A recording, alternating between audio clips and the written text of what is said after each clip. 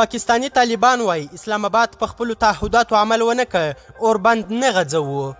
د پاکستانی طالبانو تحریک د ډسمبر 9 د هغه هیواد له حکومت سره د 10 ورځني اوربند تمدید رد کړ او تور یې پورې کړ چې اسلام آباد په خپلو ټولو ژمنو عمل نه دی کړی.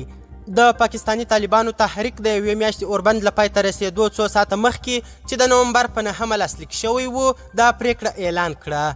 د دواړو لورو ترمنځ د سوي تفاهم پر اساس ټاکل سوی وه.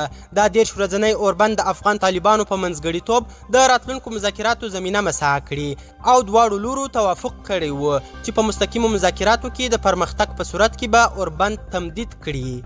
خو د یادې ډلې یو ویاند محمد خراساني د یوې اعلامیې په خپرولو سره ویلي دي چې د پاکستان حکومت د مذاکراتو د پرمخ بیولو لپاره خپل مذاکراتي ټیم ونه لیږه او نه هم د 102 بندیانو د ازادېدو په اړه خپل تعهد عملي کړ. نوموړي وویل چې د پاکستان د دولت تأسیساتو د اوربند سره سره د یادې ډلې د غړو په وړاندې عملیات هم ترسره کړي دي. د پاکستان حکومت تر اوسه د دې تورونو په اړه غبرګون نه دی ښودلی. پاکستانی چارواکو ابتدایي غونډو ته په اشارې سره ویلي دي دا خبرې په دې هدف وسوې څو ولیدل چې تندلارې د یاد هیواد اساسي قانون ته د تسلیمېدو او پر ځمکه د خپل وسلو ایښودلو ته لیوالتیا لري که نه.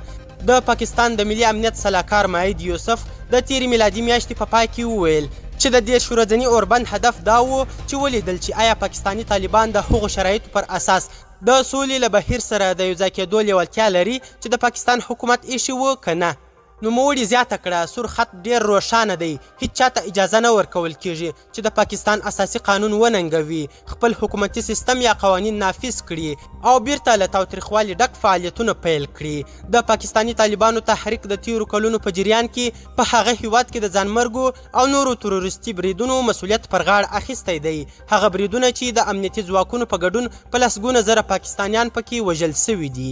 د پاکستانی طالبانو ډله د امریکا متحده ایالاتونو او ملګرو ملتونو سازمان لخوا د نړیوالې ترهګریزې ډلې په توګه پیژندل شوې ده. په تیرو څو پرلهپسې کلونو کې د پاکستانی طالبانو پر ضد د هغه هیواد د حکومت نظامی عملیات د دې لامل سول چې د یادې ډلې بریدونه کم سي. خو د یادې ډلې تندلارو په 2021 میلادي کال کې یو ځل بیا په پاکستان کې خپل بریدونه پیل کړي دي. قدرمنو لیدونکو زیاته مننه چې ویډیو مو تر پایه وکتل. زموږ مشال پریس چینل سبسکرایب او ویډیو در سره شیر کړي. تر بیا او بلې ویډیو د الله په امان.